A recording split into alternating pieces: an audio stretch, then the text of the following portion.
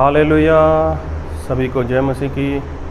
मैं अमरीक जॉय आज एक बार फिर प्रभु पिता का धन्यवाद करता हूँ कि आज एक बार फिर प्रभु परमेश्वर ने समय दिया कि परमेश्वर के वचन आपके साथ बांट सकूँ। मेरा YouTube channel Hindi Punjabi Bible study Amrik Singh, इस चैनल के ऊपर मैं आपका स्वागत करता हूँ। अगर अभी तक आप लोगों ने मेरे चैनल को सब्सक्राइब नहीं किया तो आप मेरे इस चैनल को सब्सक्राइब कर लो, साथ में जो बेल आइकन है उसको टच कर लो ताकि आने वाले वीडियो का नोटिफिकेशन, उसकी जानकारी आपको तुरंत मिलने पाए और आप मेरे साथ इस वीडियो के अंत तक बने रहें। देखा जाए तो जो हमारा शरीर है, शरीर में ढेर सारे अंग हैं, ढेर सारे अंग हैं। तो कोई भी ऐसा अंग नहीं जिसके बारे में इंसान ऐसा बोल सके कि मुझे इस अंग की ज़रूरत नहीं। सभी अंग एक दूसरे से बढ़कर हैं। सभी अंग को एक दूसरे की ज़रूरत है और रहती है। कब तक? आखिर तक। शरीर के जितने भी अंग हैं सभी को एक दूसरे की ज़रूरत है और इसकी ज़रूरत रहती भी है। तो शरीर का जो अंग हैं उसमें कोई ऐसा नहीं है कि जो बहुत ज़्यादा काम करता हो या कोई ऐसा नहीं है कि जो बहुत कम काम करता हो। सभी का काम है वो अपनी अपनी जगह पर बिल्कुल सही है। सभी का काम अपनी अपनी जगह पर सही है। और इस शरीर के अंदर जो हमारे अंग हैं उसमें कई अंग ऐसे हैं जो काफ़ी स्ट्रांग हैं, काफ़ी मजबूत हैं, और कुछ अंग ऐसे हैं जो काफ़ी कमज़ोर हैं, काफ़ी नाजुक हैं, काफ़ी कोमल हैं। लेकिन कभी आपने देखा कि जब कभी इंसान के किसी शरीर के अंग की बात होती है और एक अंग की अगर कोई खुशामद करता है, उस अंग की तारीफ़ करता है, तो बाकी के अंग कितने खुश होते हैं। बाकी के अंग ऐसा नहीं बोलते अरे कि इसकी तारीफ़ कर दी, इसकी खुशामद कर दी, इसके लिए अच्छा बोल दिया और हमारे लिए कुछ बोला ही नहीं, ऐसा नहीं होता। लेकिन देखना कभी भी देखना किसी भी अंग की तारीफ़ हो तो बाकी के अंग बहुत खूबसूरत होने के बावजूद भी उससे जलन नहीं करते। उनको कभी भी इस बात के लिए दुख नहीं होता कि इस सामने वाले ने इस अंग की तारीफ़ की लेकिन हमारी नहीं की। खैर, मैं जो कहना चाहता हूँ इस बात को ध्यान से सुनना। शरीर के अंदर हमारे ढेर सारे अंग हैं और सभी अंग को एक दूसरे की ज़रूरत है और आखिर तक उसकी ज़रूरत रहती है। लेकिन शरीर का एक अंग है जो सबसे नाजुक है और वो है आँख। आँख शरीर का जो अंग है सबसे नाजुक है। अभी देखो, नाजुक है लेकिन क्या आँख की ज़रूरत नहीं? आँख की ज़रूरत है। और जितनी दांत की ज़रूरत है उतनी आँख की ज़रूरत है, जितनी कान की ज़रूरत है उतनी आँख की ज़रूरत है, अगर जितनी पैर की, हाथ की ज़रूरत है उतनी आँख की ज़रूरत है। तो कभी भी किसी के लिए भी ऐसा नहीं बोल सकते कि मुझे इस अंग की ज़रूरत नहीं। अभी मैं कहना क्या चाहता हूँ कि आँख शरीर का एक ऐसा अंग है कि ये बहुत दूर तक देख सकता है। जी हाँ, आँख शरीर का एक ऐसा अंग है कि बहुत दूर तक देख सकता है। सामने वाले को देख सकता है, दाएं बाएं देख सकता है, ऊपर नीचे देख सकता है, मतलब दूर दूर तक देख सकता है। लेकिन आँख की एक बात ये है कि अगर खुद आँख के अंदर कुछ चला जाए, तो वो इंसान को दिखाई नहीं देता। जी हाँ, आपने सही सुना और आप समझ भी गए कि इंसान चाहे दूर तक देख सकता है, चाहे चंद्रमा तक देख सकता है, सितारों तक देख सकता है, चांद सूरज तक देख सकता है, दूर दूर तक जहाँ तक उसकी नज़र जा सकती है वहाँ पर देख सकता है। लेकिन अगर उसकी आँख के अंदर एक छोटा सा जंतु, छोटा सा मच्छर भी चला जाए या छोटा सा तिनका उसकी आँख के अंदर चला जाए तो क्या आँख उसको देख पाती है? नहीं, ऐसा होता ही नहीं है। आप लोग कभी भी देखना, ऐसा होता नहीं है। लेकिन आज परमेश्वर हमसे कहना क्या चाहते हैं वो यही बात है। कई बार इंसान की आँख के अंदर कुछ होता है लेकिन वो उसको दिखाई नहीं देता। अभी बात ऐसी हुई, मैं बताना चाहता हूँ आपको, दूसरा शमूएल उसका 12 अध्याय अगर आप पढ़ोगे ना तो आपको पता चल जाएगा। तो वहाँ पर परमेश्वर का जन था नाथान, वो राजा दाऊद के पास चला गया। तो दाऊद ने एक गलती की थी, हित्ती उरिया की पत्नी को अपनी पत्नी बनवा बैठा था, और तो और उसने हित्ती उरिया उसका मर्डर करवा दिया था और उसकी पत्नी को अपनी पत्नी बना लिया था। अब उसको उससे बेटा भी हो गया, लेकिन ये उसकी गलती थी। अभी उसकी गलती उसको पता नहीं, तो परमेश्वर ने देखा अरे इसको तो पता ही नहीं है, तो परमेश्वर ने अपने दास नाथान को उसके पास भेज दिया। जब परमेश्वर के दास नाथान उसके पास गए, और एक वचन पढ़ूंगा आपके लिए, उसको ध्यान से सुनना, और मैं पढ़ूंगा आपके लिए दूसरा शमूएल उसका 12 अध्याय और उसके 1 वचन से। तब यहोवा ने दाऊद के पास नातान को भेजा, और वह उसके पास जाकर कहने लगा, एक नगर में 2 मनुष्य रहते थे, जिनमें से एक धनी और एक निर्धन था। धनी के पास तो बहुत सी भेड़ बकरियां और गाय बैल थे, परंतु निर्धन के पास भेड़ की एक छोटी बच्ची को छोड़ और कुछ भी न था, और उसको उसने मोल लेकर जिलाया था। वह उसके जहाँ उसके बाल बच्चे के साथ थी बड़ी थी, वह उसके टुकड़ों में से खाती और उसके कटोरे में से पीती और उसकी गोद में सोती थी, और वह उसकी बेटी के समान थी। फिर धनी के पास एक यात्री आया, और उसने उस यात्री के लिए जो उसके पास आया था भोजन बनवाने को अपनी भेड़ बकरियों या गाय बैलों में से कुछ ना लिया, परंतु उस निर्धन मनुष्य की भेड़ की बच्ची लेकर उस जन के लिए जो उसके पास आया था भोजन बनवाया। तब दाऊद का कोप उस मनुष्य पर बहुत भड़का, और उसने नातान से कहा, यहोवा के जीवन की शपथ, जिस मनुष्य ने ऐसा काम किया वह प्राण दंड के योग्य है, और उसको उस भेड़ की बच्ची का 4 गुना भाग देना होगा, क्योंकि उसने ऐसा काम किया और कुछ दया नहीं की।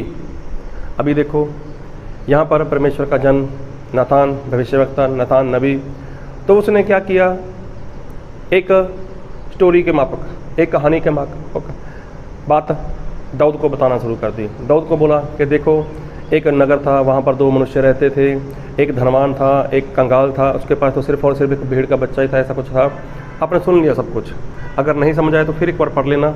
तो वहाँ पर जब उसने ये बात की और बताया कि एक धनवान इंसान के पास कोई यात्री आ गया, तो यात्री जो धनवान था उसके पास तो बहुत कुछ था, लेकिन उसने क्या किया, उसने उसके पास जो था उसमें से नहीं, लेकिन जो उस गरीब था, जो कंगाल था, उसके पास से जो उसकी भेड़ थी, भेड़ की बच्ची थी, उसको लेकर उसने उसको काट दिया और उसको बनवाकर उसने जो भी उसको यात्री को वो खिला दिया। अभी ऐसी कुछ बात जब बताई, तब लिखा बाइबल में दूसरा शमूएल उसका 12 अध्याय उसके 5 वचन। तब दाऊद का कोप उस मनुष्य पर बहुत भड़का, और उसने नातान से कहा, यहोवा के जीवन की शपथ, जिस मनुष्य ने ऐसा काम किया वह प्राण दंड के योग्य है। अभी देखो दाऊद जो राजा थे, अभी उसका क्रोध बहुत भड़क गया। उसने बोला कि यहोवा के जीवन की शपथ, जिस भी इंसान ने ऐसा काम किया है वो मरने के लायक है, उसको दंड मिलना चाहिए। अभी देखो दाऊद क्या कर बैठा है, दाऊद खुद हित्ती उरिया की पत्नी को अपनी पत्नी बनाकर अपने घर में, अपने महल में रख कर बैठा हुआ है, और साथ में ही उसने क्या किया, उसके पति का मर्डर करवा दिया। लेकिन ये बात उसको दिखाई नहीं दी। वो एक मर्डर करने वाला इंसान है, वो उसने खून किया हुआ है, ये सब कुछ दाऊद से हो चुका है, लेकिन दाऊद को वो नहीं दिखाई दिया। दाऊद को दिखाई क्या दिया, वो इंसान जिसके लिए परमेश्वर के जन ने एक कहानी बनाकर उसको बताई, और तो और जब उसने सुना तो उसका क्रोध भड़क गया। उसने बोला वो मरने के योग्य है। अभी देखो कहने का मतलब कि दाऊद की आँख क्या देख रही है, ऐसे जन को देख रही है कि जिसमें कोई गलती है, और उसका जो क्रोध है वो भड़का भी हुआ उसके ऊपर। जब उसके ऊपर भड़का हुआ है और उसने बोला कि उसको मरना उसके लिए योग्य है, उसको मार देना चाहिए। अभी ये बात जब हुई तो दाऊद को क्या अपनी गलती नहीं दिखाई दे रही? दाऊद को ये भी पता होना चाहिए कि मैंने क्या किया है, दाऊद को ये भी पता होना चाहिए कि मैंने मर्डर करवाया है। लेकिन यहाँ पर तो मर्डर वाली कोई बात भी नहीं थी। लेकिन यहाँ पर तो एक कहानी की बात बताई, लेकिन दाऊद ने अपनी गलती उसको नहीं दिखाई दी। दाऊद को अपनी गलती नहीं दिखाई दी, लेकिन सामने वाले की गलती भी दिखाई दी और उसका फैसला भी कर दिया, उसका फैसला भी कर दिया। अभी देखो, आज ऐसा होता है कि इंसान किसी के बारे में सुनता है ना, उसको तुरंत वो उसके बारे में सुनता है और तुरंत उसको गलती का वो जज बनकर बैठ जाता है, उसका फैसला भी कर देता है। लेकिन उसकी जो गलती है वो गलती उसको दिखाई नहीं देती। और बाइबल में एक वचन पढ़ूंगा आपके लिए, उसको ध्यान से सुनना। और मैं पढ़ूंगा आपके लिए मत्ती रचित सुसमाचार उसका 7 अध्याय उसके 3 वचन से। तू क्यों अपने भाई की आंख में तिनके को देखता है और अपनी आंख का लट्ठा तुझे नहीं सूझता? देखो, भाई की आंख में क्या दिखता है? तिनका दिखता है, लेकिन खुद की आंख में क्या है? लट्ठा है, बड़ा सा लट्ठा है। अभी देखो, तिनका तो दिखाई दे रहा है, लेकिन खुद की आंख के अंदर जो लट्ठा है वो दिखाई नहीं दे रहा। और फिर लिखा है, जब तेरी ही आंख में लट्ठा है तो तू अपने भाई से कैसे कह सकता है, ला मैं तेरी आंख से तिनका निकाल दूं? हे कपटी, पहले अपनी आंख में से लट्ठा निकाल ले, तब तू अपने भाई की आंख का तिनका भली भांति देख कर निकाल सकेगा। अभी देखो, यहाँ पर परमेश्वर का जो वचन है, जो प्रभु यीशु है, वो क्या कहते हैं कि पहले अपनी आंख से उस लट्ठे को निकाल। अभी दाऊद ने क्या किया था? उसने तो किसी का मर्डर करवा दिया, किसी की पत्नी को हासिल करने के लिए उसके पति का मर्डर करवा दिया और उसकी पत्नी को अपने घर में अपने महल में रखकर उससे बच्चा भी पैदा कर लिया। अभी कहने का मतलब, इतनी बड़ी गलती उस तिनके से, तो ये बहुत बड़ा पाप है, बहुत बड़ा गुनाह है। लेकिन दाऊद एक राजा भी है, इजराइल का वो अगुआ भी है, अभी उसको अपनी गलती नहीं दिखाई दे रही। तो कहने का मतलब कि आँख भले ही छोटी है, आँख भले ही नाजुक है, लेकिन ये दूर दूर तक देखती है। लेकिन खुद की आँख में कुछ चला जाए तो इंसान उस अपनी आँख में कुछ हो, कोई तिनका हो, कोई मच्छर हो या छोटा सा कोई जंतु हो, तो इंसान को वो दिखाई नहीं देता। चाहे ये बहुत कुछ देख लेती है, सूरज चंद्रमा सितारे बहुत दूर तक देख सकती है, लेकिन अपनी खुद की आँख के अंदर कुछ हो तो वो इंसान को दिखाई नहीं देता। और बोलूँ तो जैसे इंसान का पूरा शरीर है, तो इंसान अपने शरीर को देख सकता है, आईने के सामने खड़ा हो जाए तो देख सकता है, लेकिन उसको अपनी जो पीठ है वो पीठ कभी दिखाई नहीं देती। तो बस इंसान की गलती ऐसी ही है, उसकी गलती जो होती है ना, वो पीठ के समान होती है। अपनी पीठ उसको कभी दिखाई नहीं देगी, लेकिन सामने वाला कौन, कैसा है, किस तरह से है, क्या करता है, कैसे रहता है, वो सारी बात इंसान देखता है और उसका फैसला भी कर देता है। तो ठीक दाऊद ने यही किया कि उस इंसान को मार जाना चाहिए, उसको मार देना चाहिए, उसके ऊपर क्रोध भड़का। तो उसके बाद आगे पढ़कर देखना, तो परमेश्वर का जन नातान भविष्यवक्ता ने क्या बोला, हे राजा, हे दाऊद, वो इंसान तू ही है, तूने ऐसा काम किया है। तो देखो, कहने का मतलब कि इंसान की अपनी आँख में अगर कुछ चला जाए वो नहीं दिखाई देगा, लेकिन सामने वाले की आँख में अगर छोटा सा कुछ हो तो वो उसको निकालना चाहता है, लेकिन खुद की आँख में एक बहुत बड़ा लट्ठा होता है। तो क्या आप ऐसा करते हो? आँख एक बहुत छोटा सा, एक बहुत नाजुक सा, एक बहुत कोमल सा अंग है, दूर दूर तक देख सकता है, लेकिन खुद की आँख में नहीं।